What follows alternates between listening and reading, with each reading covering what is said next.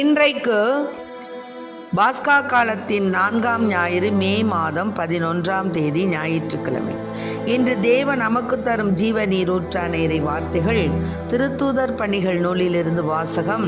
இயல் 13, இறை வார்த்தைகள் 14 மற்றும் 43, 52. அந்நாட்களில் பவுலும் பர்னபாவும் பெருகையிலிருந்து புறப்பட்டு சென்று பிசிதியாவில் உள்ள அந்தியோக்கியாவை அடைந்தார்கள். ஓய்வு நாளன்று அவர்கள் தொழுகை கூடத்திற்கு சென்று அங்கு அமர்ந்திருந்தார்கள். தொழுகை கூடத்தில் இருந்தோர் கலைந்து சென்றபோது பல யூதர்களும் யூதம் தழுவி கடவுளை வழிபட்டவர்களும் பவுலையும் பர்னபாவையும் பின்தொடர்ந்தார்கள். இவ்விருவரும் அவர்களோடு பேசி கடவுளின் அருளில் நிலைத்திருக்கும்படி அவர்களை தூண்டினர். அடுத்து வந்த ஓய்வு நாளில் ஆண்டவரின் வார்த்தை கேட்க ஏறக்குறைய நகரத்தார் அனைவரும் கூடி வந்தனர். மக்கள் திரளை கண்ட யூதர்கள் பொறாமையால் நிறைந்து பவுல் கூறியதை எதிர்த்து பேசி அவரை பழித்துரைத்தார்கள். பவுலும் பர்னபாவும் துணிவுடன் கடவுளின் வார்த்தையை உங்களுக்குத்தான் முதலில் அறிவிக்க வேண்டியிருந்தது, ஆனால் நீங்கள் அதனை உதறி தள்ளி நிலைவாழ்வுக்கு தகுதியற்றவர்கள் என்று உங்களுக்கு நீங்களே தீர்ப்பளித்துக் கொண்டீர்கள். எனவே நாங்கள் பிற இனத்தாரிடம் செல்லுகிறோம். ஏனென்றால் உலகம் முழுவதும் என் மீட்பை அடைவதற்கு நான் உன்னை வேற்றினத்தாருக்கு ஒளியாக ஏற்படுத்துவேன் என்று ஆண்டவர் எங்களுக்கு கட்டளையிட்டுள்ளார் என்று எடுத்து கூறினார்கள். ஆண்டவரின் அருள்வாக்கு. இறைவா உமக்கு நன்றி. இன்றைக்கு நம் தேவன் தரும் ஜீவ நீரூற்றான இறை வார்த்தைகளை கேட்டோம். அதாவது அந்த நாட்களில் பவுலும் பர்னபாவும் புறப்பட்டு போய் அந்தியோக்கா போய் அடைஞ்சாங்க. அடைந்து ஓய்வு நாளன்று அவங்க என்ன பண்ணாங்க, தொழுகை கூடத்திற்கு சென்று அங்கே அமர்ந்திருந்தாங்க. தொழுகை கூடத்தில் இருந்தவங்களாம் போயிட்டு இருந்தாங்க. அப்போ சிலர் என்ன பண்ணாங்க, அவரை பின்தொடர்ந்தாங்க. அதனால என்ன பண்ணிட்டாங்க, அடுத்து வந்த ஓய்வு நாளில் ஆண்டவருடைய வார்த்தையை கேட்க நிறையா பேர் வந்து இருக்கிறத பார்த்தோன்னே இவங்களுக்கு ரொம்ப பொறாமை யூதர்களுக்கு. உடனே பவுல் கூறியதை எதிர்த்து என்ன பண்ணிட்டாங்க, பேசி அவரை பழித்துரைத்தார்கள். ஆனால் பவுலும் பர்னபாலும் அவங்க வந்து பயப்படாமல் கடவுளுடைய வார்த்தையை உங்களுக்கு தான் முதல்ல அறிவிக்கணும்னு வந்தோம். ஆனால் நீங்களே என்ன பண்ணிட்டீங்க, உங்கள் தலையில் மண்ணை வாரி சேர வாரி கொட்டிக்கிட்டீங்க. இதனால் நிலைவாழ்வுக்கு தகுதியற்றவர்கள் என்று நீங்களே உங்களை தீர்ப்பளிச்சிட்டீங்க. அதனால் உங்கள் மேலே இனிமேல் நாங்கள் உங்கள்கிட்ட வர்றதில் பிரயோஜனம் இல்லை. அதனால தான் நாங்கள் பிற இனத்தாரிடம் போகிறோம். உலகம் முழுவதும் என் மீட்பை அடைவதற்கு நான் உன்னை வேற்றினத்தாருக்கு ஒளியாக ஏற்படுத்துவேன் என்று ஆண்டவர் எங்களுக்கு கட்டளையிட்டுள்ளார். ஆகவே நாங்கள் போகிறோம் அப்படின்னு சொன்னாங்க. இதை கேட்டு பிற இனத்தாரெலாம் மகிழ்ச்சி அடைஞ்சாங்க. ஆகா, நம்ம பிற இனத்தாராகி நம்மளையும் வந்து என்ன செய்கிறாங்க, மதித்து நம்மளை வந்து நிலைவாழ்வுக்கு அழைச்சிட்டு போகிறாங்களே அப்படின்னு சொல்லிட்டு ரொம்ப சந்தோஷம் அவங்களுக்கு. ஏன்னா ஏசப்பா வந்து அவங்களுக்கு மட்டும்தான், குறிப்பிட்ட சமுதாயத்துக்கு மட்டும்தான் விடுதலை தருவார், அவங்களுக்கு மட்டும்தான் செய்வாருங்கிற ஒரு நம்பிக்கை மனசில் எண்ணம் இருந்துச்சு மக்களுக்கு. ஆனால் இப்போ பிற இனத்தாரை தேடி தான் நாங்கள் போகிறோம் அப்படின்னு பர்னபாவும் பவுலும் சொன்ன உடனே அவங்களுக்கு ரொம்ப ரொம்ப சந்தோஷமாயிடுச்சு. ஆகா, நாமளும் நம்ம வந்து ஆண்டவருக்கு பிரியமுள்ள பிள்ளைகளாக வாழணும் அப்படிங்கிற உறுதி அவங்களுக்கு கிடைச்சிச்சு. அதனால தான் பிற இனத்தார் மகிழ்ச்சி அடைந்தனர், ஆண்டவரின் வார்த்தையை போற்றி புகழ்ந்தனர், நிலைவாழ்வுக்காக குறிக்கப்பட்டவர் அனைவரும் நம்பிக்கை கொண்டனர். அந்த பகுதி எங்கும் ஆண்டவருடைய வார்த்தை பரவியது.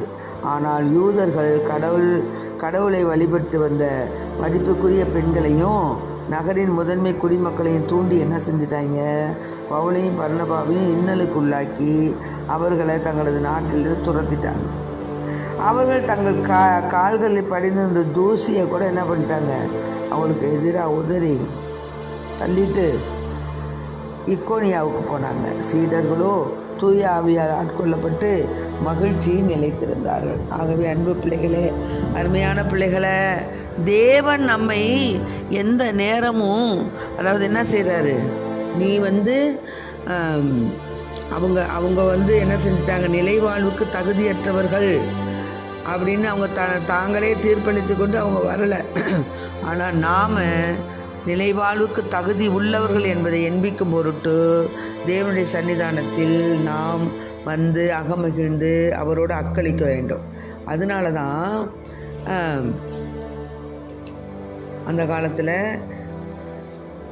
இயேசு சொன்னது, மக்களுக்கு அளித்த போதனைகளை, தம்மை பற்றிய பல வெளிப்பாடுகளை அவர் அறிவித்தார். அவற்றுள் மிக சிறந்தது நல்லாயன் நானே என்பதுதான்.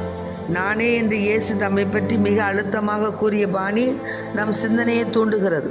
இத்தகைய அழுத்தம், உலகின் ஒளி நானே, உயிர்த்தெழச் செய்பவனும் வாழ்வு தருபவனும் நிலை வாழ்வை அளிக்கும் தேவனும் நான் தான் என்ற நானே போன்ற பல சொற்றொடர்களில் இடம்பெறுகிறது.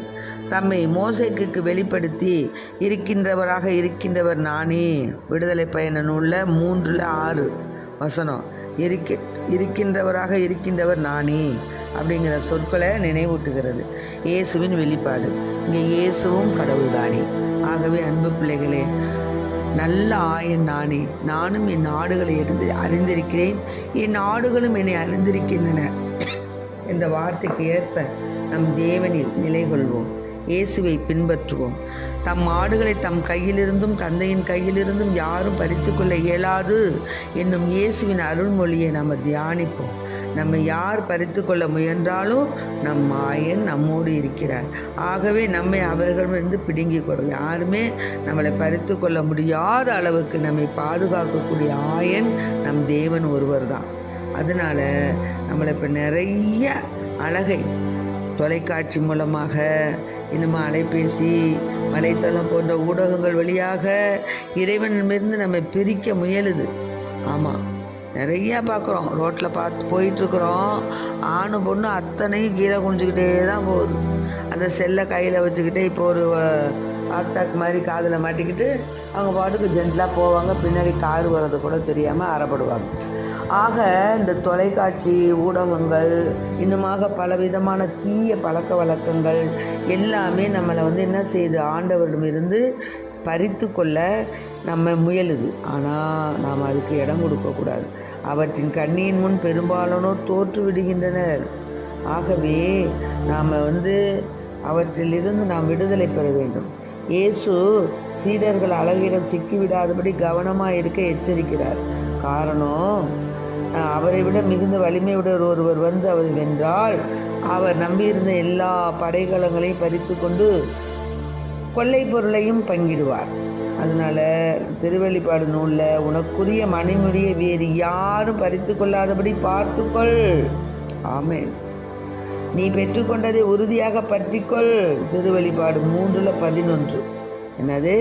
உனக்குரிய மணிமுடியை வேறு யாரும் பறித்து கொள்ளாதபடி பார்த்துக்கொள், நீ பெற்றுக்கொண்டதை உறுதியாக பற்றிக்கொள். இந்த 2 வசனங்களை நாம் தியானித்து ஆண்டவரிடமிருந்து நம்மை பறித்து கொள்ளாதபடி நாம் காக்கப்பட வேண்டுமென்றால் நல்ல ஆயனான இயேசுவுக்கு, அவரது வாழ்வு தரும் வார்த்தைக்கு நாம் செவிசாய்க்கணும். அந்த வார்த்தையின்படி வாழணும். அவரை நாம் பின்தொடர வேண்டும். அப்போதான் இயேசுவின் கையிலிருந்து நம்மை யாரும் பிரித்து கொள்ள முடியாது, பறித்து கொள்ள முடியாது. எனவே அத்தகைய வரத்தை கேட்போம். ஆமேன். Praise the Lord. அரியே வாழ்க.